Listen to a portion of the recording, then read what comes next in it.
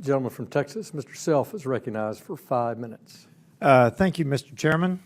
First of all, Colonel Mann, I'm retired Army Lieutenant Colonel and a Green Beret, the second after my colleague, Mr. Waltz. I was in Bagram early in the war, though, in 2002, and I was also down in Kabul. And as early as it was, before the big buildup, it was obvious to me that Bagram was defensible, Kabul was not. By the way, I asked a friend of mine, Big John, I'll not use his last name, I asked Big John if he had any hints for me for this hearing, and he said, no, Scotty Mann will present my position adequately. So I appreciate you doing that because I think you spoke for Big John, who was, for everyone else, Big John was in a different task force, not Task Force Pineapple. From what I've heard today, and I'm glad, frankly, that I had a chance to step out because I think I was hearing echoes of the past from another Democrat from 2012 era where we lost 4 soldiers, 4 service members in a place called Benghazi, excuse me. And the saying at that time was, what difference does it make? It makes a difference. It makes a difference that this committee is going to hold someone accountable.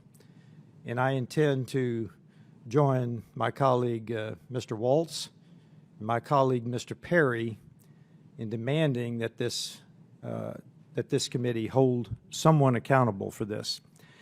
I also want to comment on one, and before I do that, I want to say thanks for everybody coming. None of us want to relive our experiences in the Middle East, and I regret that you have had to do that in this public of a forum. I try not to do this with my wounded warrior friends, and I thank you for doing it. We continue to pay a price around the world. We're focused on this 2-week period probably in Afghanistan, but we continue to pay the price around the world with the perceived weakness of America. And notice I didn't say the weakness of America because I echo the comments of one of the panel members that the American people are still strong. We just have weak leaders.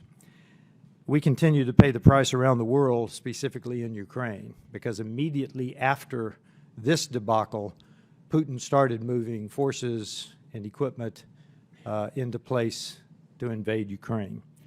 I've also heard comparisons to Vietnam. These two do not compare. I personally know General Kerry and Tony Wood, who were responsible for planning and executing the last evacuation of Saigon, and they had to do it surreptitiously because of State Department and senior military reticence to even let them plan the operation. So history does repeat itself, and if we want to make sure that the future is not like the past, then we will get to the bottom of this. I don't have any questions. I know where you've been. I've been there. I yield back, Mr. Chairman. Gentleman yields back. Mr. Jackson.